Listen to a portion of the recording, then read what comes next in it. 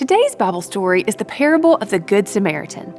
As I tell it, I want you to look at this panel art and see the artist's depictions of the scenes in the story. A man was traveling down the road, and he was attacked by robbers who stole his clothes and beat him up. They went away, leaving him half dead. A priest came walking by, but he passed on the other side of the road. Then a Levite came by, but he too passed on the other side of the road. Then a Samaritan man came by and saw him and went to him and bandaged his wounds, put the man on his donkey and carried him to an inn. There he took care of him and then paid the innkeeper to continue to take care of him until he could return. You might consider drawing your own story panel about this story. I would love to see it. Jesus asked the people he was telling the story to, which of these three do you think was a neighbor to the man? The one who showed him mercy.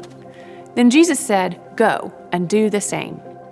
Jesus' main point was that a neighbor could be anyone that you would help or who would help you. See, the Samaritans and the Jews were not normally friends. They had a history of conflict and would go to great lengths to avoid one another. Sometimes they would walk miles to avoid walking on their street. They thought they were dirty. They would not drink from a well that they drank from. They would not eat with them. They avoided talking to them whenever possible. You might think, there's no one I'd treat that way today. But there are people we sometimes treat as outsiders or others.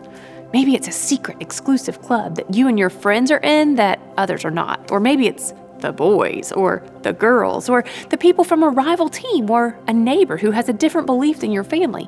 Or the list could go on and on. There are still people in our world today who are left out or who we think don't belong. But Jesus was saying something really amazing in this story. He was saying that every one of those people could be neighbors. All it takes is deciding that we're going to help and take care of one another.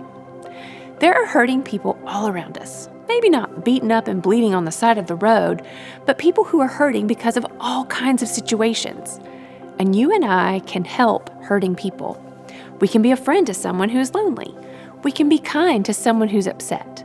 We can be loving to someone who is hard to love. We can offer encouragement to someone who is sad. What the Samaritan man did was very generous. He gave of his own time, his own resources, and his own money to help someone he didn't even like. And yet, in doing so, he did exactly what Jesus calls us all to do, to love our neighbor.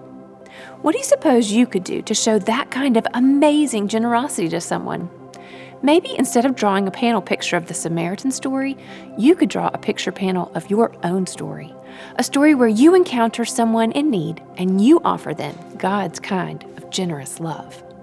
That's a story I'd love to see.